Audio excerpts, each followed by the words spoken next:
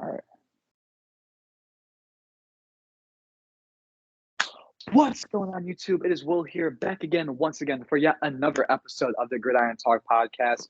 We are into the playoffs, which is the best part of football, but it's also the worst because then, football is almost over and it's, 8 months or so or whatnot without football, and it's sad. So usually it's obviously me and Shane. It's been like that for the whole season. But as you can see, we don't see Shane's icon. We see a frog. So this is a special episode. We have my special guest here, my good friend Joey Christmas, who has done my thumbnails for 2 years now, which is crazy that I've been doing this for 2 years. That's wild to me. He's the behind the scene guy. I've always said shout out to my boy Joey for doing this. He's an occasional guest on here, and actually I think last year you helped me out with the majority of it, I believe, or 2 years ago. You are helping me out as my co-host. So Joey, introduce yourself to the people who have yet to hear you this year. So I make all the thumbnails for Will. Been kind of the behind the scenes guy, but Will does most of the work. You probably see me in the past if you look on his channel. I had a Derek Carr profile picture when he looked kind of angry, but because I'm a Raiders fan. But obviously he's not going to be a Raider anymore, so I had to change that. So that's the reason behind the frog, if anybody's wondering. But I've been doing pretty good. A little disappointed with football this year, but it doesn't matter. Because my team sucks, but there's gonna be a lot of good games on. Definitely need to watch. Right, and also another thing is last year, me and Joey did a podcast exclusively on the Raiders that we did for a year, which was fun on Ultimate Sports Network. It is a premium podcast, and it's not archaic, but it's a year old. So if you guys ever want to check that out, you can check the links in last year's episode, but we did that as well, which is also very fun. That's why I don't root for the Raiders. I'm obviously a Giants fan, but I always check on the Raiders. I always, as long as I'm not playing the Giants or a couple other teams, I will always root for the Raiders because that was pretty fun. Would you say, Joey? I mean, you're a Raiders fan. You got to talk about the Raiders every week, and I got to learn about the Raiders, and that was pretty fun, right? Oh yeah, it was definitely a lot of fun. I would definitely look into doing it again. The Raiders have been disappointing me lately, so we definitely would have a lot to talk about. That's definitely for sure. Right. So before we go into the games, let's go into some news with football because I didn't do it last week because I was preparing for the wild card edition. I wanted to make this episode a big one. So obviously, what's happened in the last 2 weeks is the Damar Hamlin collapse. I won't really explain it. I'm sure everyone knows what's happened. So, Joey, my first question for you about this is, do you think the NFL handled this appropriately? Mainly with because I know people are mad about the 5-minute break thing, but the NFL has confirmed that was a lie. That never happened. That's just not true. My question for you is, do you think the NFL made the right decision by making the Bills and the Bengals game a no contest? Or do you think that is not fair to either of those teams? I think it was a good idea to make it a no contest game because I mean it's obviously a traumatizing experience. You don't want to wish that upon anybody. No matter and praise to Damar Hamlin, and it's great to see him healthy and getting out of the hospital, but also for his teammates. His teammates had to witness that. That's like a part of them. You know what I mean? So it's definitely tough for them, and I definitely think it was the right thing to do to suspend that game. No, I agree. It's not even the whole fact of it. Like his life was in danger. It's not like it happened off the field. They literally witnessed this happen, and that makes it even more worse. It's just unfathomable. Almost experiencing someone dying. I have never witnessed this, thank God, but I can just imagine how traumatizing it is, and you could get PTSD. Especially some Bills players or even Bengals players that they might have PTSD if they go back to that stadium. You don't really know how much it affected these people mentally. They probably don't even want to talk about it. But like you said, very blessing. It was not looking good, and he pulled through. Unbelievable. I talked to multiple people and friends, and just looked at what all of the doctors were saying on Twitter and social media, and they were saying it's not looking good, and he powered through and he did it, and it's just crazy, and it makes you wonder the power of believing and stuff like that because sometimes it's just crazy. The whole outlook, as you know, if you know what happened, I think it's called comotiocarditis or something like that. I probably butchered the pronunciation, but pretty much when you get hit at the exact right time with the exact amount of force and your heart stops. Extremely, extremely rare. Probably won't happen to anyone listening to this ever. I've only heard about it once of a high schooler that got hit with a chest into a lacrosse ball right in the chest and he died because he didn't get CPR. But it's very, very fatal. And the fact that Mark Hamlin survived is incredible. It's great. And it's just really just awesome because, like I said, it was not looking good. He had no brain function for a long time. He was in ICU. He couldn't breathe on his own for a while. And then eventually he was slowly getting better. He was communicating by writing. He was communicating by, I believe, facial like recognition, like smiling and stuff, and like, stuff like that, opening his mouth or whatnot. And then he was be able to talk slowly, and then he could talk fully, and then he could walk. And now he's literally in Buffalo. I don't know if I think he's still in the hospital, but he's like in Buffalo. So the progress is incredible. Would you agree? Yeah, definitely incredible. And, I give a lot of credit to, the Bills staff and the hospital workers that were able to help him out. They definitely acted very quickly, and they definitely handled the situation very professionally. And it's just great to see the whole community. I think they raised, I could be wrong, I think over $8 million for his charity, which is a very beautiful thing to do. And this is amazing to see everybody come together, set aside differences, and just, pray for this young man in his life. It's a really beautiful thing, and I'm glad he's doing better. Yeah, he's only 24 years old, and I hope he can play football again. I guess we won't know because we don't know really like the external or the internal damage. I hope he can play football again, but the main important thing is that he's alive. At the end of the day, like obviously, people have rather have him be alive than have him play football again. So that's just very thankful that he's okay and that he will be okay. Now, again, that's all that really matters. So with continuing on, I just wanted to touch on that because it's kind of a big story that I didn't get to touch on last week. And, the whole thing with the NFL and him being okay. And that's really all that matters. So I just want to touch on it. I kind of feel like it was important. I just want to give my opinion on, and my opinion, I just wanted to talk about that on here. So obviously, more moving into more, positive and more less dark tones. We'll go into these games this weekend, and this is going to be a great week of football. Obviously, it's going to be playoff football, which is the best type of football, let's be honest. But, we're going to see, multiple teams, making a playoff appearance for the first time in a while. You got the Giants, my team, first time since 2017. The Vikings, first time in 3 or 2 years or so. The Jaguars, first time since 2017. The Chargers, first time since 2018. The Dolphins, first time since 2016 as well. So we got a lot of teams making their first playoff appearances in a while.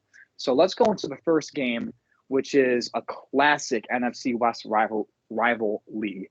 And this one probably shouldn't have happened, but the Lions spoiled the Packers season. We got the Seahawks and the 49ers. So the Seahawks have lost to the Niners 2 times this year.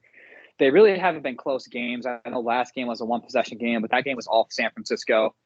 And, I've always heard this in sports, Joey, that it's hard to beat a team 3 times. Now, do you think that this game will be close, or do you think the Niners are just going to blow out the Seahawks? It's definitely a tough one. I definitely think it could be a close game, and the reason why I say that is because it definitely is hard to beat a team 3 times. It can happen, but it definitely is tough. But I won't be surprised if it's close, and I won't be surprised if it's big deficit. 49ers just be beating on them. You know what I mean? Brock Purdy's been looking sharp. For a rookie, he's going out there and balling. He fits really well in that system. But yeah, I mean, I personally think it'll be a close game, but we'll definitely see. Yeah, and the 49ers have a lot of questions for this offseason. Like the big thing obviously is the quarterback situation. Jimmy G, before he got hurt, he was playing the best football of his career. That's a fact. Trey Lance, he's going to go into his 3rd year with like 3 or 4 starts in his belt. You got Brock Purdy, who was Mr. Irrelevant. He's been arguably their best quarterback all year. He's undefeated as a starter. So, and he arguably could be like on the all-rookie team as a quarterback. So they got a lot of questions to answer, and only time will tell. Like if Jimmy G comes back, he should be back either next week or the NFC title game if they make it. What do they do? Do they play Jimmy G? Or do they keep the hot hand? Like that's a great question. There's really no wrong answer there. The Seahawks, on the other hand, they have a lot of questions for their future too. Geno Smith, one of the craziest stories that me and you both have ever seen in football. He's a career-long backup. He's basically sucked his whole career. And then this year, he, out of the blue, randomly leads this team to the playoffs, which they did not do last year with Russell Wilson. He statistically has their best season ever from a quarterback in franchise history. Again, better than Russell Wilson statistically.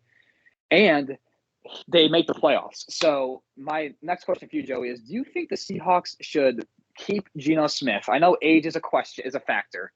Or do you think that, they do have a high pick because they have the Broncos first round pick?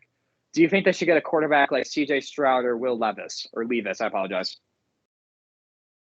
That's a great question. And personally, I say, why not both? Why not bring back Geno Smith on a somewhat cheap deal if he's willing to take it, and take a quarterback, have him learn underneath Geno Smith.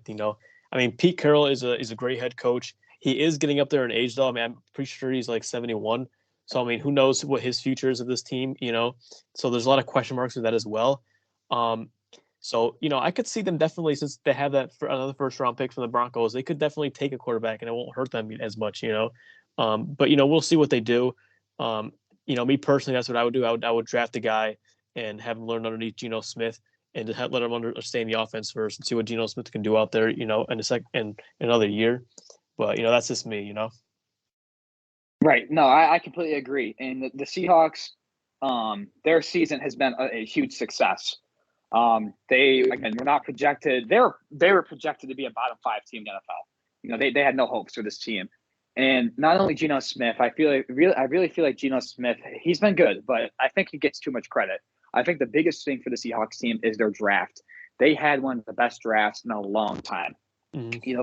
They have 2 starting tackles, rookies, which is very hard to find. They have a great running back in Kenneth Walker. They have 2 great corners, Tariq Woolen and Kobe Bryant. Like I said, they have 2 tackles. They just drafted really well. And that is going to be key for the Seahawks to, continue to keep their relevancy alive, because people really thought they would be terrible without Russell Wilson. That's just not true. Like they kept it alive, and they have a slim chance, but they do have a chance to theoretically win the Super Bowl. So, with that all being said, the 49ers also, they've won 10 in a row. They've only lost 1 game in San Francisco. Who do you got to win this game between 2 division rivals? I think San Francisco is going to win.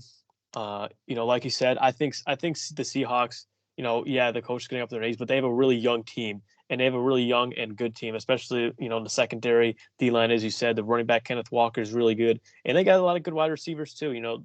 They got Lockett, who's pretty good, and DK Metcalf, who's a stud. So I think, all they need is they're probably a couple pieces away from, being up there competing with the 49ers. But as of right now, I got the 49ers win this game. Me too. It's just I think they're going to make the Super Bowl. The Niners, they have a really high chance to win it. They just look so good. They have been, besides really the Raiders, they have been dominating every team they've played on this 10-game win streak. And I don't really think there's a better team in football that has this depth of roster. McCaffrey, Debo, Ayuk, George Kittle, Trent Williams on defense. Nick Bosa, Eric Armstead, Fred Warner, Dre Greenlaw, Talona Hafunga. Like, this team is just top to bottom stacked. It's hard to go against San Francisco. I got them winning 24-13. And I think, honestly, like I said, they will represent the NFC in the Super Bowl, and they have a hell of a good chance to win it. Mm-hmm. So let's go into our next game, Joey, before I let you talk about the next set of games, which is unanimously, I guess is a better word, unanimously agreed to be, or highly agreed to be, one of the best games on this slate for this weekend. The LA Chargers and the Jacksonville Jaguars, the 5 versus 4 matchup, and this is going to be a great game. Both of these 2 games I just mentioned, obviously, are going to be tomorrow. Going to be on Saturday. I didn't say that, but yes, this is going to be tomorrow night. And this is the debut of 2 potential generational quarterbacks. Justin Herbert has been lighting up the league since he came in, and he gets to make his playoff debut. And arguably, he should have made it last year, but his coach did not want to tie the Raiders, obviously, that whole debacle. So he had to wait a year, and they are, going against the Jaguars, who had a great turnaround. I believe they were 4-8 or 5-8, and they went to a little run and they beat the Titans last week. They clinched the division, and this is their first appearance, obviously, with Trevor Lawrence. First year head coach Doug Peterson, former Super Bowl winning coach, has been proven that the coaching changes all this team needed. So, what are your initial thoughts on this matchup between these two teams? Yeah, so I hate the Chargers. Just want to get that out of the way.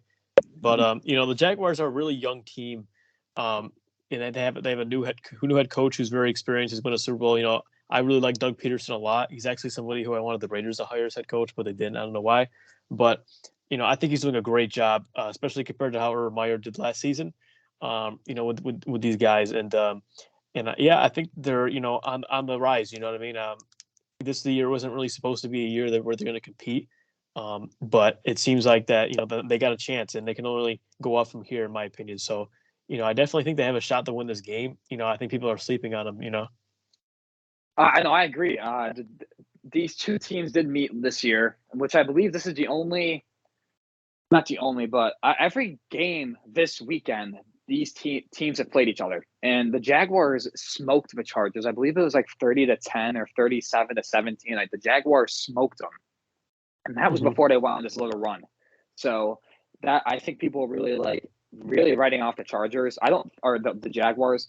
I don't think the Jaguars are going to win, but I think it'll be a very, very close game, and it really can go either way because the Chargers are very overrated in my opinion.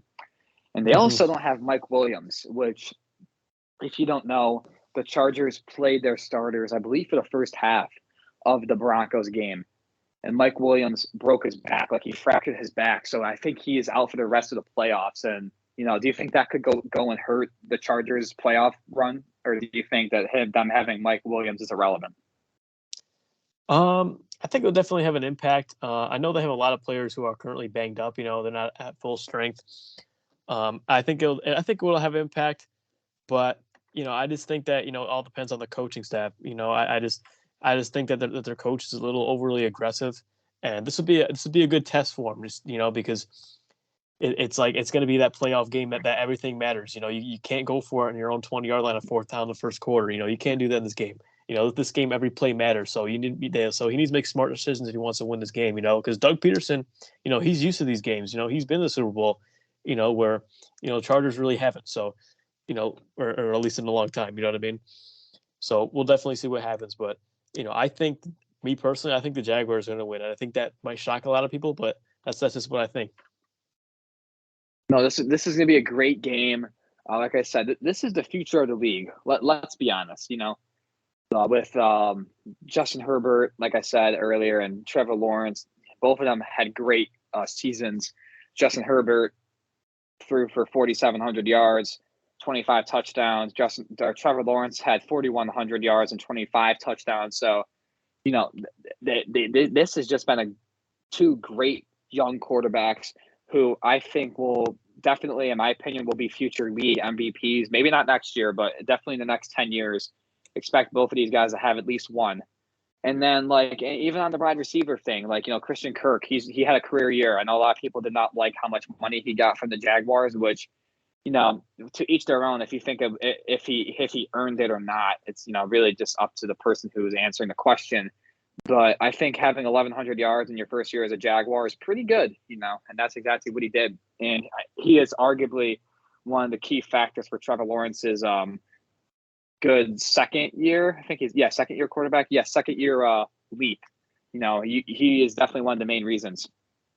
And another quick fact before I give my pick is that the Jaguars are the first team in history, I believe, to pick first back-to-back years that make the playoffs. They picked first last year, and they picked first with Trevor Lawrence, and now they're in the playoffs. So, but I disagree with you, Joey. I think it'll be a great game. I think the Jaguars will definitely give the Chargers a run for their money. I don't think it'll be a blowout, but I do think the Chargers are going to win this game 24-21. It'll be a great game, and this is the one I am most excited for this weekend, besides obviously the Giants game. Mm-hmm. So go ahead. So yeah, the next game will be Miami versus Buffalo. This game, honestly, is it might be a trap game for Buffalo because Miami's is not really doing good as of right now. Skylar Thompson is QB1 for the Dolphins. They have not looked good against the Jets. So that's very concerning if you're a Miami Dolphins fan. And if you're a Miami Dolphins fan, you got to be disappointed with the season because, yeah, you're in the playoffs, but I mean, with additions like Tyreek Hill and with Tua Tagovailoa, you're expecting it to be a great combo and, make a big splash. And late on the season, it just hasn't been working because he's been hurt. Unfortunately, he's been having a lot of concussions and, this hasn't really been working. So it's overall kind of a little bit of disappointing season, even though that they kind of had expectations. Everybody knows the Bills are the Bills. I mean, they're going to give you a run for your money. They're a great team, so I think definitely Buffalo is going to smoke them. But we got to talk about a couple things first. Will, what is your thoughts on this game? I would say this is a trap game, but I disagree for one reason.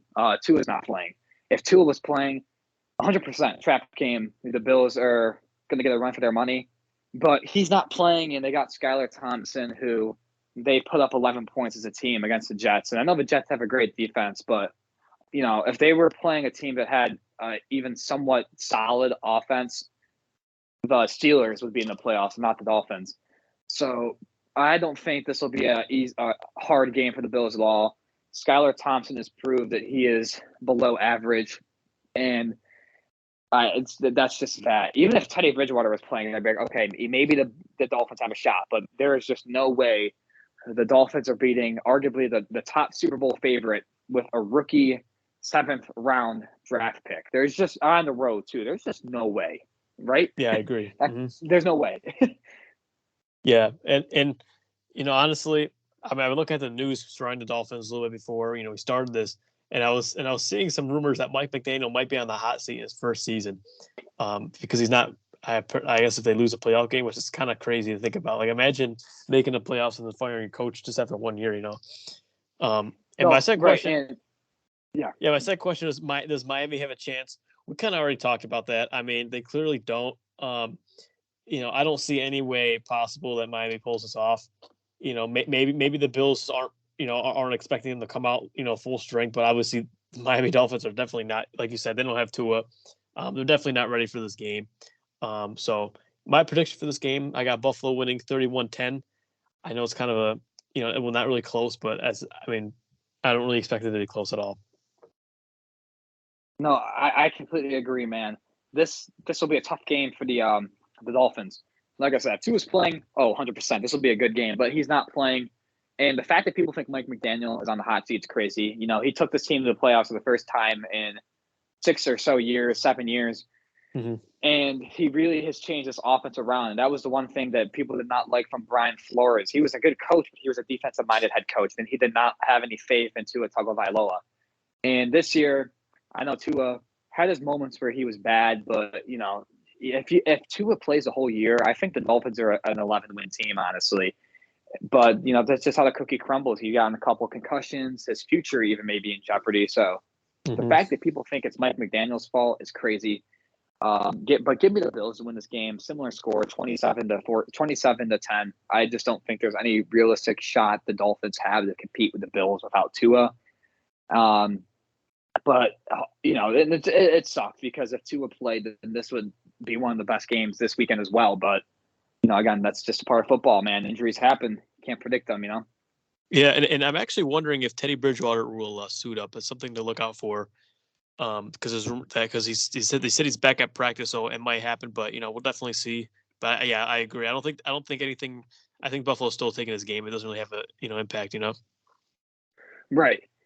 So let's go into the next game on the Sunday slate. Obviously, the Bills game was on Sunday too. This game is 2. We got the New York Giants and the Minnesota Vikings. Now, this is going to be another great game. This is the one I'm most looking forward to as a Giants fan. The Giants make their playoff, debut since 2016 with the new coaching resume of Brian Dable, Mike Kafka, and Wink Martindale. And this Giants team does not have the talent. They actually, I was just talking to Joey before he went on air. They statistically have the worst roster in the playoffs. But that doesn't matter because they're in the playoffs and they're one of the best coached teams still alive. Obviously, the Giants' offense and their team is around number 26, their running back, Saquon Barkley. He is having a great bounce back year. And Daniel Jones, you look at his numbers on paper, you're like, wow, only 15 touchdowns. What? Like, that is not very good. Only 3,200 yards. That's also not good. But Daniel Jones, for the teams that had a starter quarterback that of his caliber, like that started the whole season, he threw the least amount of picks, only 5 in 16 games started. That's pretty good. That's very good. And his QBR was 61. That's 7th in the league. Also, very good. His completion percentage this season, 67%, a career high. Very good. His passing rating, 93. Very good. So Daniel Jones has made that stride to be the Giants franchise quarterback that he has taken that, and he is now, yeah, let me rephrase that. He has finally taken that stride to prove that he was, justifiably taking it at 6. And he's finally proven that he is their guy. Would you agree with that, or do you still not have any faith in Daniel Jones? I don't think that Daniel Jones is elite, but I don't think you need him to be elite. And I think if you can get him on a contract next year where it's not too much money, it's pretty affordable, so you can allow yourself to build more talent. Like you said, the Giants they just need more talent. They have the coach, they have pieces around them. They just need talent. And I totally agree with you with that. I just feel like they need to, be able to get more talent. And it's not really fair to really evaluate Daniel Jones because he hasn't really had that talent around him. So I feel like give him one more year. I know this is the end of his contract, but potentially give one more year, and sign some talent around him. Maybe trade for some guys, and draft, and see what he can do. And if you can't if you can't make the playoffs, then yeah, I would say maybe have to get rid of him. Or if you do and you see improvement, then maybe you can move keep him, or maybe potentially get some guy later on in the draft to sit underneath him, and maybe even start over him if he can play better. But I think Daniel Jones right now he's good enough to win you football games. Right. And flipping the script to Minnesota. Now, the Vikings were the kings of one possession games. Of their 13 wins, 11 were one possession games. So no, that's a good and bad thing because it's a good because it proves that in the playoffs, because they were also undefeated in one possession games. Mm-hmm. It proves in the playoffs that they can win the close games, which is always the best trait to have this time of year. But it also is not good because they always keep their opponents close. Now, I never really understood why the Vikings could never really win more than one possession. I never really got that. But the truth of the matter is their offensive line is not very good. And the prime example of that is with the Cowboys. Micah Parsons and DeMarcus Lawrence just shredded them.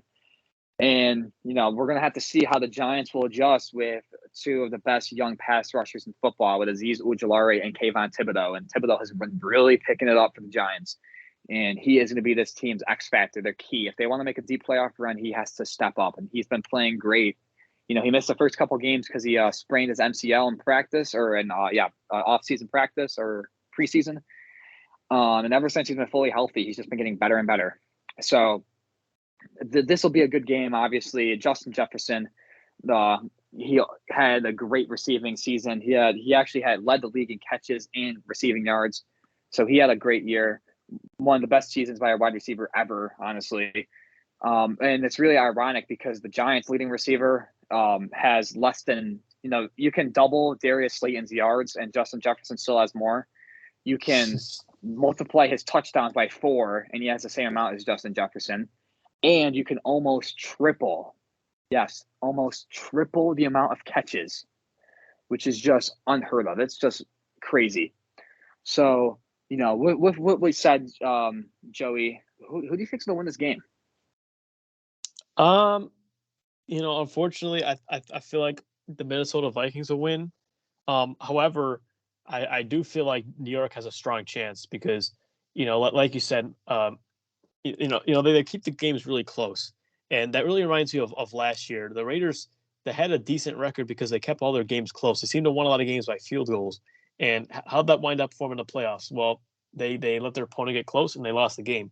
And I feel like that's going to be similar to what the Vikings, how they're going to, how their future is going to happen in this playoffs. I'm going to take the safer route and say the Vikings win. However, I think it's going to be a close game, and I think that both teams have a solid chance to win. Now, I might be biased, but last time the Vikings beat us, and it was due to a 61-yard field goal. And as a Giants fan, I'm used to that. I'm used to when losing by 60-plus yard field goals. It's happened numerous times. I'm just numb to it, right? But in the rematch, it's hard to beat a team 3 times. It's also hard to beat them twice. And it also considering how quickly these teams played, it's not like they played each other week 2. They played each other around Christmas time, 2 weeks ago, 3 weeks ago.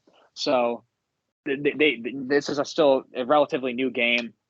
Give me the Giants, 27-24 in an upset. And if I will be very happy if the Giants pull off this win. I'm very happy from the get-go, but this is going to be an insane game, and it's going to be fun to watch. Saquon Barkley, I believe Justin Jefferson's playoff debut. That could be wrong. I don't know if he made it his rookie year, but it's going to be fun to watch Saquon Barkley and Daniel Jones's playoff debut. Oh, definitely, yeah.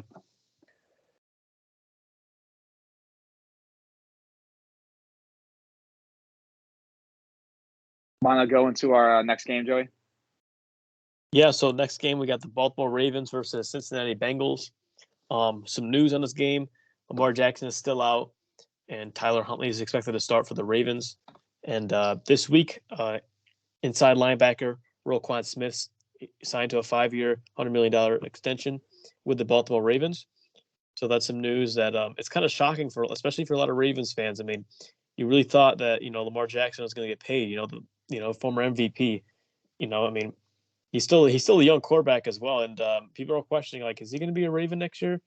Because they're not 100% sure, and especially with Lamar Jackson out, his future with this team is questionable, and it's going to be a tough game for them as well. Similar to kind of like with the Dolphins, their starting quarterback is out, so it's going to be a very tough game for Baltimore. And so my question is for you, Will, do the Ravens have a chance in this game? Wow. Out of all these teams in the playoff in the first round, Joey, there's only 2 coaches that have won a Super Bowl, and one of them is in this game, John Harbaugh. Or Pete Carroll, I apologize, 3. But there's 3 Super Bowl winning head coaches in this round. Only 4, or and Doug Peterson too. Oh my God. Well, yeah. My point is, I just keep on walking myself bigger into a bigger hole. But my point is John Harbaugh has won a Super Bowl. Okay.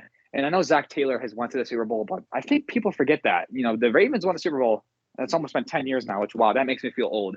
Because I remember that Super Bowl. But, regardless, John Harbaugh has a edge over, particularly Zach Taylor and a majority of the coaches in this playing field that he's won a Super Bowl. And what I mean, why does that matter? It means he's a good coach, obviously, and he can adapt. One thing that I know these teams just played last week and it did not look good, but if Tyler Huntley plays, it'll be a close game. If Lamar Jackson plays, it'll be a coin flip. Either of them can win. So do I think the Ravens are going to win this game regardless? No, I don't care if Lamar plays, if Anthony Brown plays, Tyler Huntley plays, they're not winning the game. But depending on who's playing at quarterback will determine how close the game is. Because I feel like people are really undervaluing how good the Ravens defense is. Roquan Smith is one of the best linebackers in football. Did he deserve that contract? 100%. Now the question is, what are they going to do with Lamar? Because it's looking like their only option now is to franchise tag him, which usually, depending on the player, that pisses them off. They want the money. They don't want a franchise tag. They want the money. So that might make them mad. But if they can franchise tag Lamar and pay him next offseason, then the Ravens are looking like they have a great future, because they have Kyle Hamilton, who is the Swiss Army knife. He can play strong safety, free safety, linebacker. They got Marlon Humphrey, Marcus Peters, a very underrated corner duo. Calais Campbell, I know he's older, but he is still a good run stopper. So this Ravens team has talent all around, and their defense will keep them in the game. To answer your question. Mm-hmm. Oh, yeah, I definitely agree, yeah. And my next question before we get into our predictions is, will Cincinnati get back to the Super Bowl? No, see, the AFC is a gauntlet. I really feel like with the NFC, there's 2 favorites. There's the Eagles and the 49ers. And that's almost universal, right? And most people are saying that unless you got the people that think Tom Brady can make a run, which is definitely not too crazy. But those are the two most well-picked predictions. But the AFC, you got the Chiefs, the Bengals, and the Bills. And then you got the Chargers. I think the Chargers are a very solid Super Bowl pick. So the AFC is a gauntlet. You have 4 teams that could very realistically make the Super Bowl. So the question is, it's going to come down to the Bills Bengals game, really. Who that can the Bengals beat the Bills? That's the question, because the Bengals have already proven they can beat the Chiefs. They can beat them in Arrowhead. They can beat them in Cincinnati. That don't matter. But can they beat the Bills? Because obviously their game got canceled, so we never got to see if they could or not. So that's going to be a tough question. So I personally think whoever's winning that game is going to win the Super Bowl. Nothing against the Chiefs, obviously, or not winning the Super Bowl. I apologize. Will represent the AFC in the Super Bowl because most likely they will play in the divisional round. That will be a hell of a game. So that's my question or my answer. But what about you? Do you think the Bengals are going to make the Super Bowl or not? They definitely have a shot, and I don't want. And like you said, it's really tough to make it to the Super Bowl, especially with all these teams, with the Bills, the Chiefs, Chargers. Even though I don't think they will make it that far, it's very difficult to say, and it almost is like a coin flip because anything could happen, and they who knows, maybe they could go back to the Super Bowl, maybe they win, maybe they lose it again, who knows, but will they get back to the Super Bowl?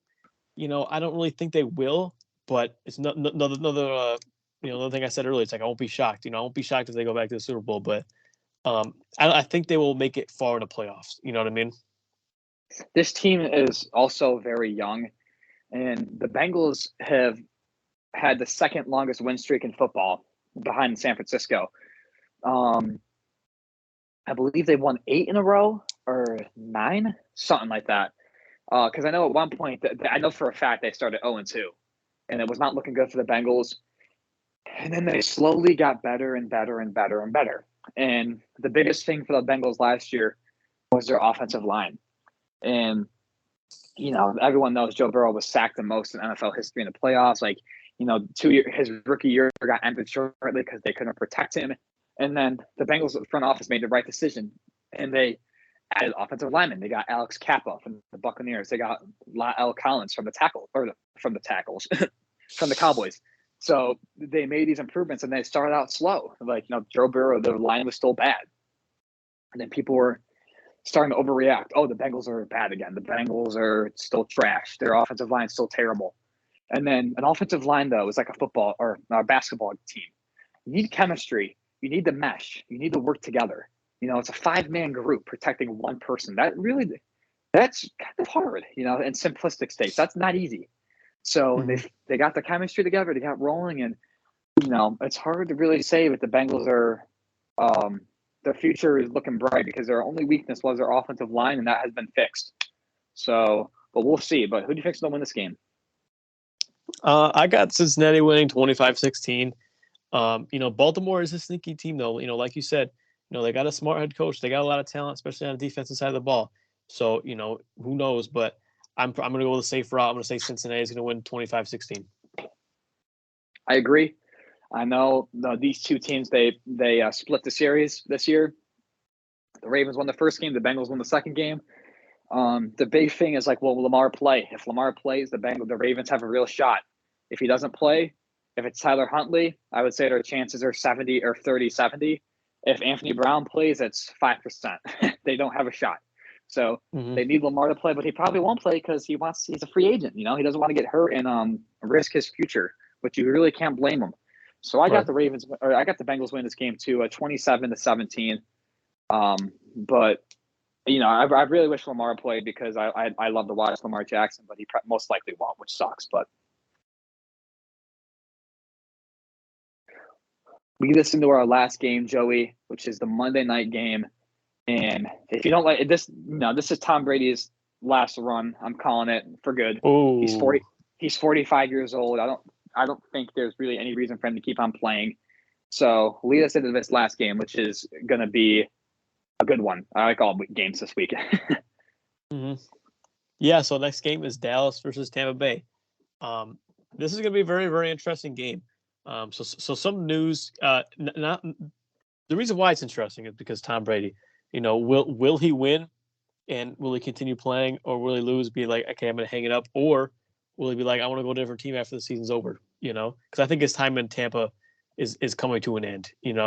Regardless if he retires or not, I don't think he's going to be a Buccaneer next season. But some news that we have is there has been a warrant for an arrest for Cowboys defensive end Sam Williams. So I'm not sure he's going to play or not. Probably not. So next question that I have for you, Will, is will this be Tom Brady's last football game if he loses? Now, here's the thing. Okay. Tom Brady had the worst, like his team, the first time having a losing record. The Buccaneers got very lucky. Their division is so shitty. Sorry, pardon my language. It's just the facts. they don't make the playoffs in any other circumstance besides this one, and they almost didn't. They only won their division by a game. So the Buccaneers, what's their issue? I think their offensive line is hurt. Obviously, their defense is just not very good, and Tom Brady is just not as good as he used to be. He's not bad, but he's not the same Tom Brady that can, I don't know what it was. It was like that one off season because last year he wasn't even bad. Last year he was still playing great.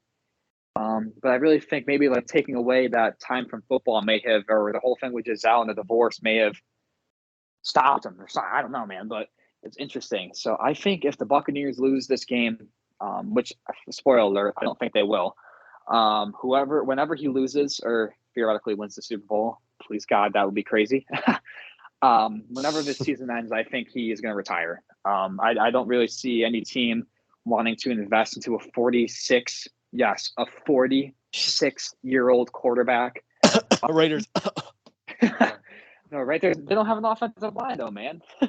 Nah, I got better, But where do you think Tom Brady's going to go after this season? Do you think he's going to retire, or do you think he'll sign somewhere else? I heard a lot of people say, 49ers because that's his team, but I just feel like the 49ers have too many quarterbacks right now to sign him. I personally think it's going to be either retirement, New England, Raiders, or Miami. That's personally what I think. So why do you think he'd want to leave the Buccaneers? I think he'd want to leave the Buccaneers because ever since Todd Bowles took over, like the offense and the whole team, just hasn't really been, looking that great. Todd Bowles is more defensive-minded coach, which don't get me wrong, I think he's a great defensive mind.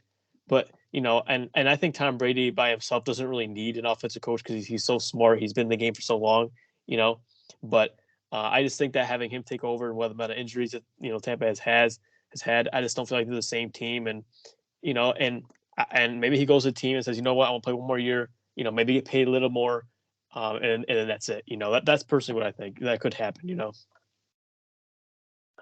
Yeah, but the thing about him continuing playing is like he's 46. Like I don't think that's old, man. That's on the wrong side of 40. So how much longer is he really having to tank? Yeah. Yeah, Definitely. Yeah. But let's talk about the Cowboys. What do you want to add about the Cowboys? Because we've really just been talking about Tampa Bay. Yeah, so the Cowboys are famous for choking. It's I'm surprised actually they've been winning some of the games later on the season, although they did lose last week. I am not a fan of the current Dallas Cowboys in the playoffs. I honestly think they got worse last year. Surprisingly, if you look at their roster last year, look at their roster this year, it actually almost looks better last year. And I'm starting to think like, okay, like is this a team that is it really their year? I don't think so. I think that they're going to find a way to lose this game. Will, do you agree with that? Yeah, so, not even trying to be biased because I'm a Giants fan, but the Cowboys, like you said, they always find a way to lose. And I'm very surprised the Cowboys won 12 games. Like you said, I really think their team last year was better. So I don't really know how they sustained the success because I believe they won 12 games last year too, maybe 13, but they stayed solid. I really think the real thing that keeps the Cowboys good, which is something we haven't seen from them, at least in our lifetime, is their defense. And the Cowboys' defense is pretty good with Micah Parsons and DeMarcus Lawrence and Trayvon Diggs and Anthony Barr, Vander Esch. So the Cowboys' defense is what keeps them in the games because Dak Prescott, he's not very good. Like, I'm sorry to say it. Like, Dak Prescott is one of the most overrated quarterbacks in football. He missed, what was it, like 4 or 5 games, maybe 6 games because he broke his finger, and he led the league in interceptions. Like, Oh yeah. how can you justify that? Like, that's unexcusable. That's like unexcusable. It's unexcusable. It's incomprehensible. Like, you miss games and you still lead the league in interceptions. So I'm a lot of games, like almost a third of the season. So how can you really defend him? And Dak Prescott always finds ways to lose in the playoffs. He's made multiple trips. He's only won 1 playoff game. I believe this will be his. Let me count. Hold on. His 4th trip to the playoffs. So in 3 playoff trips, he's won 1 game, and that was a wild card game against the Seahawks in 2018. So that's not a good sign. Dak just does not, win in the playoffs. And regardless if that's his fault or receiver's fault or defense's fault, whatever, it's just a fact, But one thing that the Cowboys do have going for them is their run game, obviously. Like, Zeke and Tony Pollard are a great duo. They complement each other perfectly. And the Cowboys are going to have to make a decision what they do this offseason. Do they try to trade Zeke and keep Tony Pollard? Do they keep both of them? What do you think they should do with them? Yeah, I mean, I love Tony Pollard. I mean, he's a great player. Even on special teams, he has a great impact. Who knows what they do? Personally, I'm not really a team pay running back unless they're like top 3, you know what I mean, or top 5. Me personally, I would move on from Zeke. I mean, yeah, he's a good power back as of right now, but I just feel like Tony Pollard as of right now is a better running back, and I feel like you can go get a guy in the draft to replace Zeke. You know what I mean? Right. So with everything that we just said, the Cowboys, the Buccaneers, they also played each other at first game of the year, and the Buccaneers they crushed them. Like, Tom Brady played bad, and they still beat them by double digits. They won 19-3. And also, Tom Brady is undefeated against the Dallas Cowboys. He's 8-0. That's right. Yeah. So, assuming that Tom Brady, this is his last season, do you think Tom Brady finishes his career 9-0 against the Cowboys or 8-1? Who do you got win this game? Actually, I think Tampa Bay is going to win this game. I think he's going to remain undefeated against the Cowboys. I think it's going to be a stat we all laugh at, the Cowboys fans. But I got Tampa winning 24-13. The Cowboys' future is definitely in jeopardy. Yeah, they have a lot of young team, but Dak Prescott, like, I think they have to move on from him if they can't win this game. They have everything right apparently this season, but Dak has been the only guy, I mean, who's really been letting him down. Like we said, with leading in league in interception. So this game matters for both teams definitely. No, I agree. There's a lot of questions to be asked with the Dallas Cowboys, and not even just Dak Prescott. Mike McCarthy. I almost forgot his name.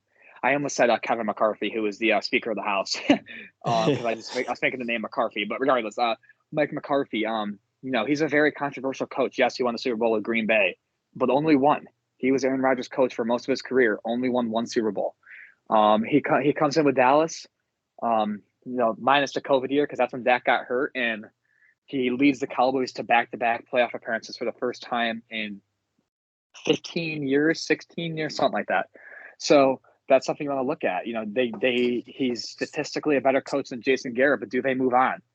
That'll be my last question for you right there. Do you think if the Cowboys lose this game or if they underachieve in the playoffs, do they get rid of Mike McCarthy? Yes or no? It's definitely up to, Jerry Jones. I personally think that, he's actually part of the blame as well. I don't think the coach himself, I don't think he's that good. Yeah, he had success in the past, but he hasn't been doing a great job. However, I feel like you almost have to give him a little bit more time just because he was able to get to the playoffs. And you can kind of put that blame on, Dak Prescott. I think he's going to use him as kind of like a scapegoat almost and blame it on Dak, which it is actually part of it and mostly his fault, and go out maybe and get a rookie or sign somebody free agency. Who knows? Maybe Lamar Jackson will be a Cowboy, which I really doubt, and I don't want to see that. But, who knows? But I think he'll still be the coach, but, I won't be surprised if he's gone, Right. Yeah, I think the Buccaneers are going to win this game. Like you said, I think he'll be undefeated against the Cowboys. And like you also said in the very beginning, they always find ways to lose. Last year, they ran a QB draw with no timeouts, and they ran up the middle. Like this is what the Cowboys do. They always find ways to lose. So I think the Buccaneers are going to win. I think it'll be a closer game than what you said, though. I think it'll be 20-17 Tampa. And like you said, this is a big deciding game for both of these teams. This is Tom Brady's last game Are the Buccaneers going to clean house? They're going to trade some players. The same thing for the Cowboys, like, Tony Pollard. Are they going to pay him? Is Dak going to, get traded? Is Mike McCarthy going to leave or get fired? Like, there's a lot of questions to be answered here. So, this out of all the games this weekend, this might not be the best one, but the storyline is the best in this one. Mm-hmm. So definitely. that concludes the NFL Super Wildcard Weekend playoff predictions with me and Joey Christmas here. Joey, do you have anything you want to add before we sign off? I just want to say, thank you for Will for allowing me to be on this podcast. Hoping this isn't the last one I'm on. Let me know and let you guys know if I really sucked at this, because or else he's going to kick me off. But, he does a great job, and I give him a ton of credit. He puts a lot of, time and effort into it. So, if you could share this with your friends, share it with your family, get it out there. He works super hard. He loves the game. So, I just gotta say shout out to Will. Thanks, man. I really do appreciate that. I love the love and support, not only from you, but from everyone. All the views, the likes, the comments, the subscribes, the shares. It means a lot to me because I love football and I love to talk about it. I could really talk about this until the sun rises. All night. I just love it. And it makes me happy that people look forward to listening to me talk and blabber for over an hour or so about it. And like I said, it makes me happy. So again, thank you all for tuning in. Stay tuned for next week, regardless if it's going to be Joey with me or Shane. We're going to be here probably next Friday because there is games on Saturday. We're going to talk about the divisional round and obviously as the games get shorter, less games, these episodes will be shorter. That's why this one's actually going to be under an hour. But yeah, stay tuned for, we're almost done with this season. We got a couple more episodes and Super Bowl and then we're done. So, and I'll try to produce off-season content. I'll have to talk to Shane about that. And obviously you too, Joey, if you want to do stuff with me on the off-season, I'm more than love that. It's something we can discuss. But regardless, if you like this, don't forget to like, comment, subscribe, share it with your friends and family. If you guys have any topics you want me to cover, write that down in the comments below. And again, lastly, Joey, do you have anything else you want to add before we officially sign off? No, thanks for watching. Yeah, thank you all for watching. Stay tuned for next week, and thank you so much for tuning in. Thanks, guys. Have a good one.